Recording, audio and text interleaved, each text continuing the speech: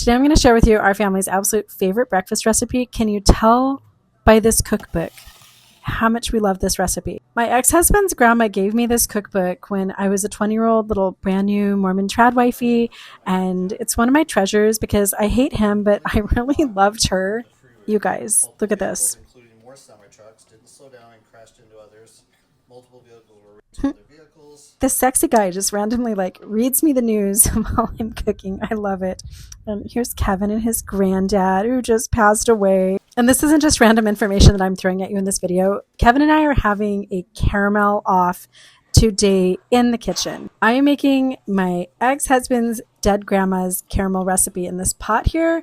And Kevin is making his grandpa's favorite caramel recipe to dip some apples in. So we're having a 2 caramel Sunday brunch today. You guys have my recipe right there. Screenshot it. I'm not going to put a link anywhere because I don't have a link. It's in a cookbook. Kevin's recipe is top secret, so he is absolutely not willing to share. By the way, the garbage bowl, it's one of the best things that I ever got from watching all those hundreds of hours of Rachel Ray. I never cook without that little metal garbage bowl.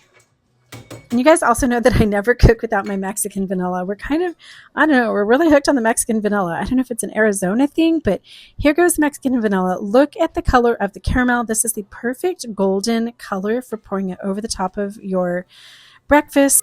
If you want to dip apples in it, I like to go a little bit darker, a little bit thicker, but we're dipping these apples in Kevin's caramel stuff, not mine. Mine's just for pouring. That's it.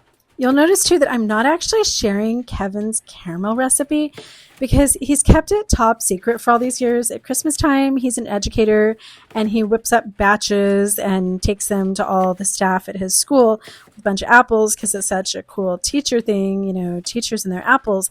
And he's never shared the recipe. So I asked him if I could share it in this video and he said no. So I'm sorry, guys. It's the best thing in the world. He's actually famous for it. And I wish that I could show you a little bit of love, but no. And speaking of a little bit of love, I think I mentioned at the beginning of the video that I spent 24 years as a Mormon trad wifey, which meant that I cooked every meal, breakfast, lunch, and dinner. I was basically just unpaid labor for my husband. There's Kevin and his caramel. It's so good. The recipe, it's a secret. Our whole kitchen smells like my orange cinnamon simmer pot and this deliciousness. Okay, this is Le Piece de Resistance. Some people call this a Dutch baby. Some people call it a German waffle. Some people call it a German pancake.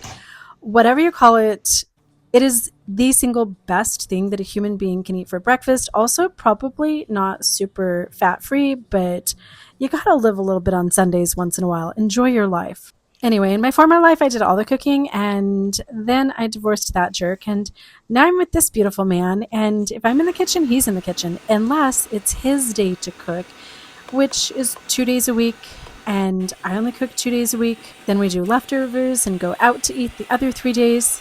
But if I'm cooking, he's cooking, and it just makes me feel so loved. And also, this hot caramel dip over this Dutch baby, I think that it's true love. It's unconditional. So here comes something that is probably a sin and is maybe illegal in some countries. 2 caramels side by side, one for the apples, one for the Dutch baby. I got a little crazy this morning and put some of my coconut peach pecan jam on top of my Dutch baby. I bought this at the farmer's market from my jam dealer, and it was so absolutely fantastically delicious that I went back for seconds.